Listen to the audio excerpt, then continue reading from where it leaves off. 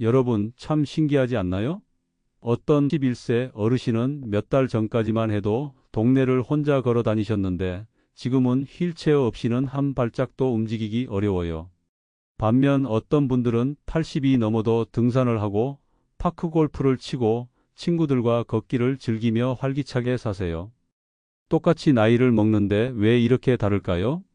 안녕하세요. 저는 박영수입니다. 올해 87, 정형외과 의사로 50년 넘게 어르신들을 진료해 왔어요. 대학병원 교수로 지금은 지역 종합병원 원장으로 일하면서 늘 마음에 두는 목표는 하나였어요. 마지막까지 스스로 걸을 수 있게 해 드리자였죠. 그래서인지 사람들은 저를 노인의 마지막 걸음을 지켜주는 의사라고 부르기도 해요. 저는 걸음을 잃는 순간 삶이 어떻게 달라지는지 수없이 봤어요. 화장실도 혼자 가지 못하고 움직일 때마다 누군가의 손을 빌려야 해요. 그 서러움과 답답함은 매우 커요. 결국 두 발로 설 수 있느냐 없느냐가 삶의 무게를 완전히 바꿔요. 그래서 오늘 제가 현장에서 확인한 노인이 걷지 못하게 되는 세 가지 원인을 분명히 말씀드리려고 해요. 이건 나이 들면 당연히 오는 일이 아니라 미리 알고 조심하고 관리하면 충분히 늦출 수 있는 것들이에요. 이 방송을 끝까지 들으신다면 앞으로 10년은 더 당당하게 내 발로 걸을 수 있는 방법을 알게 되실 거예요. 나이 들어도 자유롭게 걸을 수 있는 힘, 그 비밀을 손에 넣게 되실 거예요. 하지만 도중에 끄신다면 내 걸음을 앗아갈 원인을 놓치게 될 거예요. 미리 준비하지 못한 채 어느 날 갑자기 다리에 힘이 빠지고 병원과 휠체어에 의지해야 하는 순간을 맞이할 수도 있어요. 그러니 방송을 끝까지 함께 해주세요. 그리고 이 영상이 다른 분들에게도 전해지도록 구독과 좋아요도 눌러주세요. 여러분, 사람이 걷는 힘을 잃는다는 건 단순히 다리에만 문제가 생기는 게 아니에요. 걸음을 멈추는 순간 제일 먼저 자유가 사라져요. 내가 가고 싶은 곳을 스스로 갈 수 없고 결국 누군가의 손을 빌려야만 움직이게 되는 거예요. 자유가 줄어들면 독립도 무너지게 돼요. 화장실에 가는 일, 약국에 들르는 일처럼 평생 혼자 해결하던 사소한 일조차 다른 사람을 불러야만 가능해지는 거예요. 그리고 이런 상황이 계속되면 자존심마저 상하게 돼요. 손주가 놀자고 불러도 쉽게 나서지 못하고 친구들과 약속을 잡아도 발이 따라주지 않으니 결국 포기하게 되죠. 그렇게 삶의 즐거움은 하나씩 줄어들고 세상과의 거리가 점점 멀어지게 되는 거예요. 그래서 걷는 힘은 단순한 발걸음이 아니라 내 삶 전체를 지탱하는 기둥이라고 할 수 있어요. 그렇다면 왜 80이 넘어서면서 갑자기 다리에 힘이 빠져 걷지 못하게 되는 걸까요? 제가 오늘 그 원인들을 하나씩 풀어드릴게요. 첫 번째로 우리가 꼭 알아야 할 건 바로 근육의 급격한 감소예요. 의학적으로는 근감소증이라고 부르는데요. 말이 조금 어려워도 사실은 간단해요. 나이가 들면 우리 몸의 근육이 하나둘 줄어드는 거예요. 특히 60세가 넘으면서부터는 매년 1%씩 근육이 빠진다고 알려져 있어요. 숫자만 보면 별거 아닌 것 같지요? 하지만 이게 10년, 20년 누적되면 몸에 큰 차이를 만들어요. 근육은 우리 몸을 움직이는 엔진이에요. 자동차가 엔진 없이 달릴 수 없듯이 우리 몸도 근육이 없으면 걸을 수 없어요. 그리고 근육은 위나 팔보다도 다리에서 먼저 빠져요. 허벅지, 종아리, 엉덩이 같은 큰 근육들이 줄어들기 시작하면서 계단을 오르내리기가 힘들어지고 조금만 걸어도 다리에 힘이 빠지게 되는 거예요. 제가 자주 드는 비유가 있어요. 근육은 은행의 저축과 같다고요. 젊었을 때는 통장에 돈이 많아서 조금 써도 티가 안 나요. 하지만 나이가 들면 저축해둔 게 없으니 하루하루가 버거워져요. 근육도 똑같아요. 젊을 때는 힘이 넘쳐서 조금 줄어도 괜찮지만 나이 들어서 근육이 빠지기 시작하면 곧바로 일상에 영향을 줘요. 실제로 75세 여성 환자 한 분이 계셨어요. 무릎 관절은 멀쩡했는데 허벅지 힘이 너무 약해져서 계단을 오르다가 자꾸 넘어지셨어요. 결국 큰 골절로 이어져 수술을 받으셨고 그 뒤로는 예전처럼 걷지 못하게 되셨어요. 이처럼 근육이 줄어드는 건 단순히 힘이 약해지는 게 아니라 낙상과 골절 같은 위험한 결과를 불러와요. 요즘 TV 앞에 오래 앉아 계시거나 하루 종일 의자에만 계시는 노인분들이 많으신데요. 앉아 있는 시간이 길수록 근육은 더 빨리 녹아내려요. 그래서 걷고 싶어도 다리가 버텨주질 않는 거예요. 근육이 줄어 힘이 없으니 걷는 게 힘들어지고 걷는 게 힘들어서 더 안 걷게 되고 그러면 근육이 더 빠지는 악순환에 빠지는 거죠. 이렇게 악순환이 반복되면 결국에는 다리가 내 발이 아닌 것 같은 순간을 맞게 돼요. 하지만 혹시 지금 다리에 힘이 빠졌다고 느끼신다면 절망하지 마세요. 근육은 우리 몸에서 가장 고마운 친구라서 우리가 조금만 불러줘도 언제든지 대답해줘요. 젊을 때처럼 커지지는 않더라도 충분히 튼튼하게 다시 살아날 수 있어요. 그럼 어떻게 근육을 다시 불러올 수 있을까요? 사실 방법은 그리 어렵지 않아요. 우리가 집에서 일상 속에서 조금만 신경 쓰면 돼요. 먼저 의자에 앉았다가 일어서는 동작부터 해보세요. 아주 간단해 보이지만 허벅지와 엉덩이 근육을 단단하게 지켜주는 최고의 운동이에요. 의자에 등을 기대고 편안히 앉은 뒤 손은 무릎이나 의자에 기대지 말고 다리 힘만으로 천천히 일어나 보는 거예요. 처음에는 5번만 해도 숨이 차고 허벅지가 뻐근할 수 있어요. 하지만 꾸준히 하다 보면 아침 저녁으로 10번씩만 해도 힘이 달라지는 걸 직접 느끼실 수 있을 거예요. TV 보시다가 광고 시간이 나오면 그때 따라 해보셔도 좋아요. 짧은 시간이지만 그 효과는 생각보다 커요. 계단 오르기도 정말 좋은 운동이에요. 엘리베이터 대신 하루에 한두 층만 계단을 걸어보세요. 혹시 숨이 차면 중간에 쉬셔도 괜찮아요. 중요한 건 멀리 가는 게 아니라 꾸준히 쌓아 나가는 거예요. 계단은 허벅지, 종아리, 엉덩이 근육을 한꺼번에 단련시켜주는 훌륭한 도구예요. 게다가 따로 시간을 내지 않아도 우리가 매일 오르내리는 생활 속에서 자연스럽게 할 수 있는 운동이죠. 그리고 부엌에서 설거지를 하실 때나 세면대 앞에 서 계실 때 그냥 서 계시지 말고 발뒤꿈치를 살짝 들었다 내렸다 해보세요. 이 동작은 아주 간단하지만 종아리 근육을 튼튼하게 해주고 다리 속 혈액이 잘 돌게 도와줘요. 종아리는 흔히 제2의 심장이라고 불려요. 그만큼 우리 몸에서 중요한 역할을 하는 부위예요. 종아리가 건강해야 다리가 가볍고 오래 걸어도 덜 피곤해요.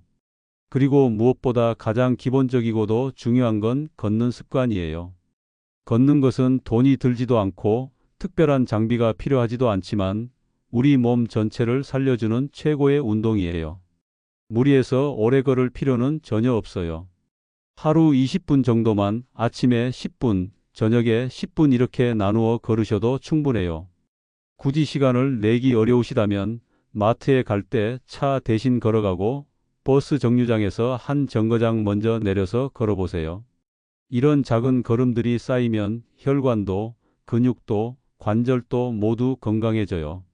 중요한 건 하루, 이틀 하고 그만두는 게 아니라 매일 꾸준히 이어가는 거예요. 여러분, 이렇게 생활 속에서 자연스럽게 실천할 수 있는 작은 움직임들이 모여서 앞으로의 10년 걸음을 지켜주는 힘이 돼요.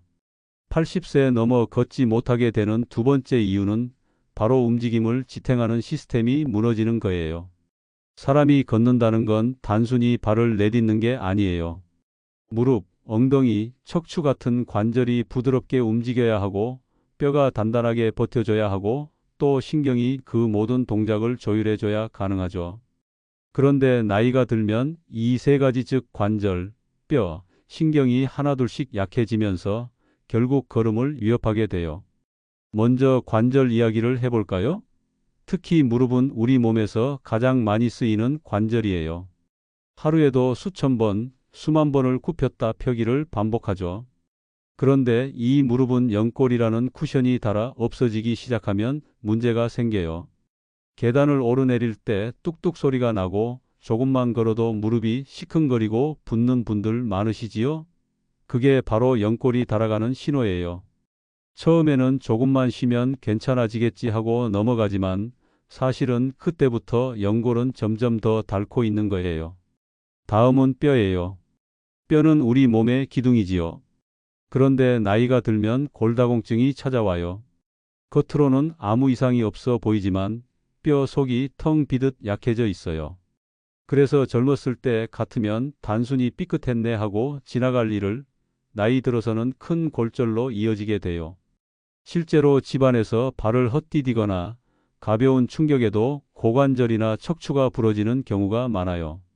그리고 한번 골절이 생기면 다시 예전처럼 걷는 건 매우 어려워요. 회복도 더디고 재활도 힘들기 때문이에요. 결국 침대에 누워 있는 시간이 길어지고 그게 또 다른 병을 불러오게 돼요. 이제 신경 이야기를 해드릴게요. 신경은 몸 전체의 지휘자예요. 뇌에서 걸어라라는 명령을 내리면 신경이 그 신호를 다리 근육으로 보내서 우리가 발을 내딛는 거예요.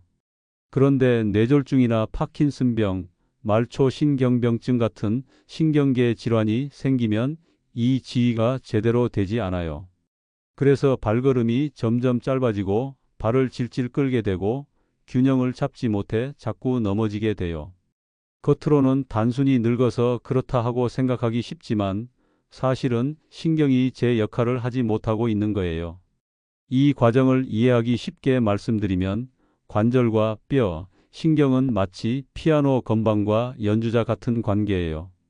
건반이 망가지면 아무리 훌륭한 연주자라도 음악을 낼 수 없고 반대로 연주자가 손을 쓰지 못하면 건반이 멀쩡해도 음악이 나오지 않지요. 걸음도 똑같아요. 관절, 뼈, 신경 중 하나라도 제 역할을 못하면 발걸음은 금세 흔들리고 결국에는 멈추게 돼요. 여러분, 그래서 작은 관절 통증이나 허리 통증을 절대로 대수롭지 않게 여기시면 안 돼요. 조금 쉬면 괜찮아지겠지 하고 그냥 넘기면 그게 어느 날 큰 골절이나 수술로 이어질 수도 있어요. 젊었을 때야 며칠 참고 버티면 괜찮아졌지만 지금은 그렇지 않아요.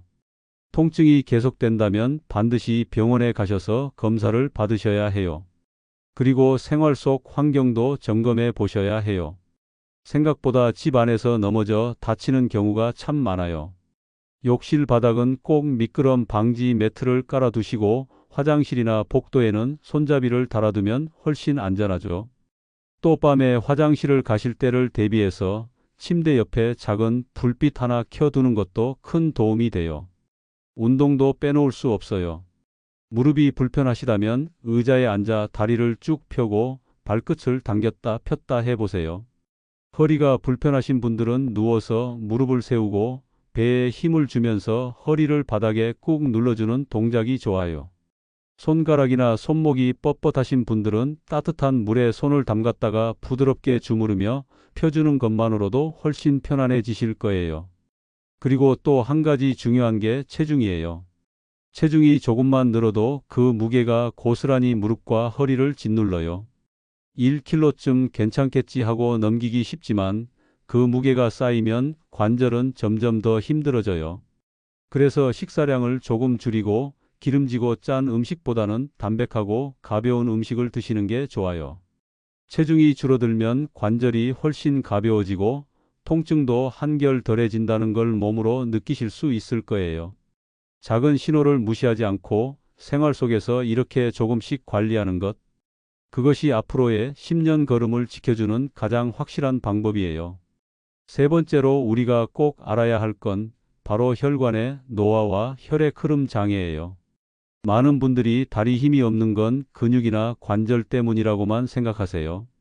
그런데 사실 다리 혈관이 막히고 좁아지면서 피가 제대로 흐르지 않는 것도 큰 원인이에요. 혈액은 우리 몸의 도로와 같아요. 근육은 자동차라고 생각하면 돼요. 도로가 뻥 뚫려 있어야 자동차가 잘 달리듯 혈관이 건강해야 근육도 제 힘을 발휘할 수 있는 거예요. 그런데 나이가 들면서 혈관 벽에 기름때처럼 찌꺼기가 쌓이고 점점 좁아지게 돼요. 이걸 흔히 동맥경화증이라고 불러요. 그 결과 어떤 증상이 나타나냐 하면 조금만 걸어도 종아리가 터질 듯 아프다가 잠시 쉬면 다시 괜찮아지는 증상이 생겨요. 이걸 의학적으로는 간헐적 파행이라고 불러요. 이름은 어렵지만 어르신들 중에 조금만 걸으면 종아리가 뻐근하고 앉아 쉬면 괜찮아져 하고 말씀하시는 분들이 많으시죠? 바로 그게 혈관이 보내는 신호예요. 문제는 이 상태를 그냥 두면 더 심해진다는 거예요. 혈액이 충분히 흐르지 못하면 다리 끝, 발끝으로 산소와 영양분이 전달되지 못해요. 심하면 발가락 끝이 시커멓게 썩거나 심지어 다리를 잘라내야 하는 상황까지 갈 수 있어요. 내가 설마 거기까지 가겠어? 라고 생각하시지만 실제로 병원에서 그런 분들을 꽤 많이 만나요. 혈관 질환이 무서운 건 조용히, 천천히 진행된다는 거예요. 통증이 심하지 않으니 대수롭지 않게 여기다가 어느 날 갑자기 큰 문제가 드러나 버려요. 그래서 정기검진이 중요해요. 특히 당뇨나 고혈압이 있는 분들은 혈관이 더 빨리 약해지기 때문에 더 주의하셔야 해요. 제가 만난 환자분 중에는 70대 중반의 남성분이 계셨어요. 평소에는 건강하시다고 생각하셨는데 조금만 걸어도 종아리가 아파서 자꾸 앉아 쉬셨대요. 처음엔 단순히 근육이 뭉친가 보다 하셨는데 검사해보니 다리 혈관이 심하게 좁아져 있었어요. 시기를 놓쳤다면 발끝 썩는 걸로 이어질 뻔했어요. 다행히 치료를 잘 받아서 지금은 다시 걷고 계시지만 본인 말씀으로는 조금만 더 미뤘으면 큰일 날 뻔했다 하셨어요. 여러분, 혈관은 보이지 않으니까 더 쉽게 무시하게 돼요. 하지만 도로가 막히면 자동차가 아무리 좋아도 달릴 수 없듯이 혈관이 막히면 근육도 관절도 제 역할을 못해요. 걸음을 지키려면 반드시 혈관도 함께 돌봐야 해요. 그렇다면 혈관을 건강하게 지키려면 어떻게 해야 할까요? 혈관을 지키는 방법은 사실 특별하지 않아요. 우리가 매일 하는 생활 속에서 조금만 달라지면 돼요. 밥상부터 바꿔볼까요? 국물은 남기고 짠맛은 줄이고 기름진 고기 대신 채소와 생선을 조금 더 챙겨 드시는 거예요. 이렇게만 해도 혈관 속은 훨씬 깨끗해져요. 또 중요한 게 물이에요. 나이가 들면 갈증을 잘 못 느끼셔서 하루 종일 물을 거의 안 드시는 분들이 많아요. 그런데 혈액이 끈끈해지면 혈관이 쉽게 막히죠. 그래서 일부러라도 물을 챙겨 드셔야 해요. 커피나 탄산음료보다는 맑은 물이나 보리차가 훨씬 좋아요. 작은 컵으로 자주 마시는 습관을 들여보세요. 담배와 술 이야기도 빼놓을 수 없겠죠. 담배는 혈관 건강에 가장 큰 적이에요. 한 개비만 피워도 혈관이 갑자기 좁아지면서 피가 잘 흐르지 못해요. 술도 마찬가지예요.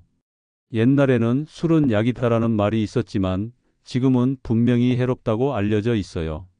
가능하다면 끊거나 줄이는 게 혈관을 지키는 가장 확실한 방법이에요. 그리고 마지막으로 꼭 강조드리고 싶은 게 정기검진이에요.